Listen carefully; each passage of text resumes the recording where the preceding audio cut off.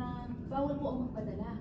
Hindi ako, yung examiner. May examiner po yun isa. po kasi yung pinupoint nila sa akin, bawal magpadala Hindi padala, yung magpapadala, hindi yung... Opo, yung magpadala yung kamag-anak. Bawal daw po yun. Kasi doon po daw sa declaration na inano ko, ako ang nakapirma. Dapat daw po, yung sa akin lang na nanggaling ang dadalhin ko. Culture po natin mga Pilipino yung dalhin mo yung may pagpapadala sa'yo.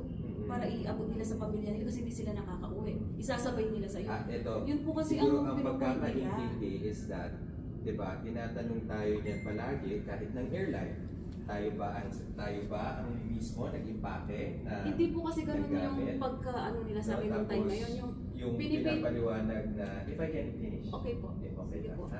Oo, tapos yung, para makaklaro lang natin yung siguro ang punto lang din ng natin, ng examiner is that,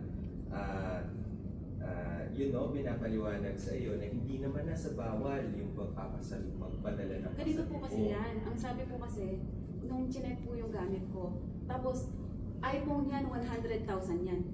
Tapos sabi ko po, ay, pinadala lang po to sa akin. Sabi po niya, at saka hindi po to 100,000, iPhone Pro 12 lang po to.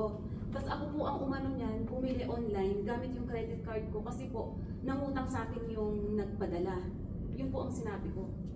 Kasi po inaano po nila na 10,000 lang daw po ang pwedeng bitbitin. Na 10,000 pesos lang na sa pagkakaalam po, hindi po ganun. Kasi ilang beses na po kasi ngayon di nagkaintindihan. Opo, yun po ang lumabas na ano kasi. Nakita mo yung declaration form, di ba nakalagay doon na OFW or tourist, anong purpose na travel natin, vacation. So actually, naging mabait na si Customs na hindi na natin strinigtuhan. May penalty kasi yun kapag mali yung ano. Ang intindi niya kasi, ang nakalagay po kasi doon, vacation. Kasi kung kung magbabakasyon po ako, ano po ang, ano nga ba dapat yan? Ano po bang dapat kong ilagay? Kasi magbabakasyon po ako. Kung halimbawa, you are an overseas foreign worker, as you claim to be, di ba? Yun po ang inyong sinabi sa inyong post, at na-communicate ninyo. Siyempre, ang pagbabasihan naman ng ating mga officers, yung nasa dokumento. This is the document. Ano po bang documents ang sinasabi nila? Anong declaration form? Yung travel pass? No. Kasi po ganito po yan. Hindi ko pa po na ibibigay yung wala pa po silang alam tungkol sa dineclare ko. Kasi po, ang ginagawa po nila, pagkabigay po nila nung pinil up, labas na po agad yung hindi na po nila babasahin. Kasi nakaganyan yan eh. Nung pagkabigay ko pong ganyan sa kanila, araw na ako agad. Alam na po nila yung laman ng ko. So, paano pong declaration ang sasabihin ko doon? Paano po nila sasabihin hindi ko dineclare? Hindi pa naman po nila nababasa yung kakabigay ko pa lang eh. Sabat dito, sabat dito. Doon na, wala. Nung pa nga, hinanap pa nga nila kung asan yung declaration ko, ano yung pangalan mo? Ano yung apelido mo? O, di po ba? Tapos sinasabi na hindi ko po daw dineclare yun. Yun po ang sinasabi kong... Pero in your declaration form na meron tayong kopya, nakaloka. Opo, lahat po yun. Kasi check lang naman po yun kung yes or no. Lahat po yun ako. Kasi ang alam ko po, 2 phone lang yun na hindi naman po ang pagkakaalam ko po, hindi lang po 10,000 ang Okay. Wala po kami alam na gano'n lang. Ganito hindi natin sinasabi na bawal, pero huwag mong mamasamain pag ginagawa ng mga empleyado ng gobyerno natin ang trabaho nila. Kasi sila naman din yung mananagot kapag they don't follow the protocol. In this particular instance, at ulitin ko lang sa totoo lang, naging matulungin ang ating customs officers. We could have been very strict about it. Yun na lang sa mali na pagdeklara. Nandun ho sa baba ang mga penalties noon. Sasabihin ko lang po kung ano talaga, it's fact. Illegal po yun na hindi po tama ang ating pagkakadeklara.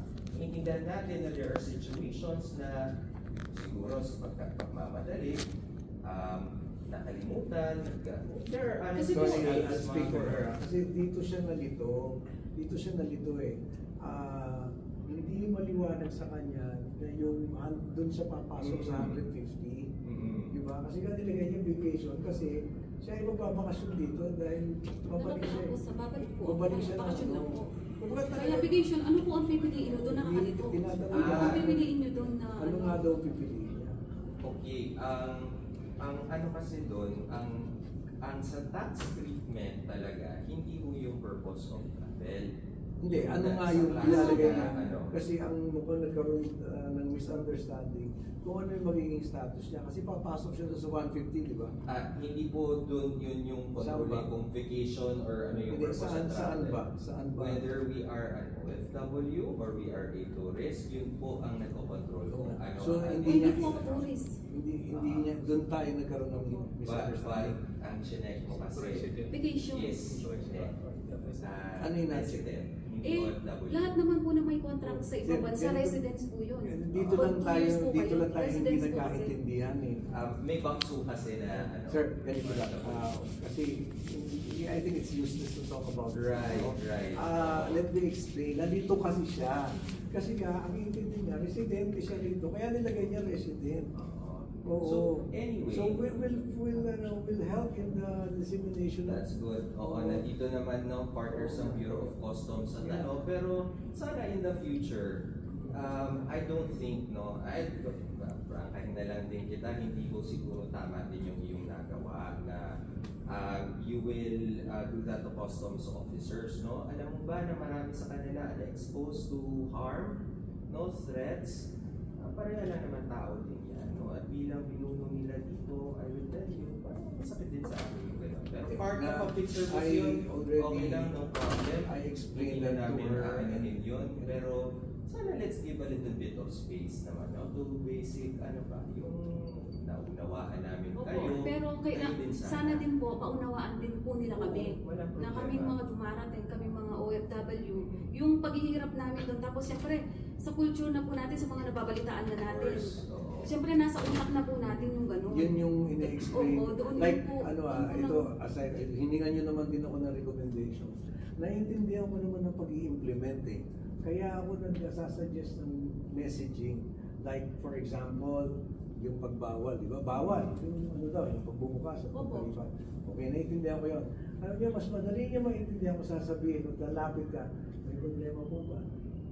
Diba? Kasi mag-iiba yung Alam mo po yung mag-iiba yung buong nag-ano ka tono. doon, yung mapapahiya ka. Ma'am, bawal magbukas ng ano dyan, tapos ang daming tao.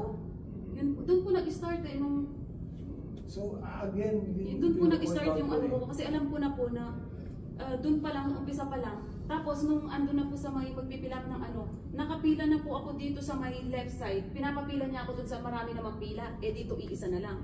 Diba?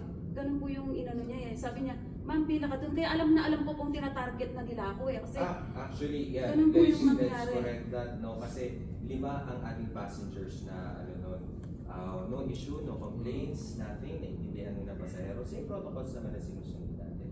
We do not target anybody kasi hindi naman po natin talaga kilala yung mga individuals na dumarating. Libo po yan araw-araw. At sa dami rin po ng pasahero na pinaprocess natin ang kanilang clearance sa customs, wala naman pong nagiging problema. So, ano pong bang benepisyo sa atin kung mag-single out tayo? As I've said, it's just a messaging. It's just a messaging. Kung paano, I understand where you're coming from. I also understand where she's coming from. Doon sa messaging lang kayo hindi nagkaintindihan. Di ba? Kagaya nun, kung alam ko yung bawal, pero kung paano mo siya sasabihin, will spell a lot of difference. Kunyari, ako na gagawin ko, anong problema, ano yung hinahanap mo? It will deliver the same message, pero walang magiging tensyon. Kasi iba na sa kanila, pagka nasabihin, bawal yan. Ano to eh, ang haba na ng kanyang hugot doon. Kasi ang hugot yan, pupunta na yan kung saan siya nanggaling na bansa. Kasi nga, marami silang dinadanas na gano'n doon. So, ang kanyang pinagagaling, bakit ginaganon din ako dito sa bansa ko? Now, I know hindi nyo sinasadya. Kaya lang kasi, that's why I'm telling you, I understand their language and I also understand where you're coming from. Now, kaya naman ako nag-aalay sa inyo ng ganitong paliwanag para, kasi nga, it will always happen. And me personally, we do not want that. So, yun lang. Kaya naman, ang pakay natin ngayon, hindi na to busisiin. As we promise, we will help dun sa pagpapaliwanag. Itong nangyari rito, ang mas mabuti, magkasundo na lang, we will help pagdating dun sa, ako naman, ang ina-appeal ko rin, let's discover, there's myriad ways to to deliver instructions. Noted. Thank you very much. Maraming salamat. So, para All of this is noted. Thank you. Okay? Maraming Sige. salamat. Thank you. Sige, maraming salamat din. Alam mo, marami pa kayong gagawin. Thank you, sir. Actually, hindi na... Was not able to do any work today. Okay, sige. Thank you. So we're good?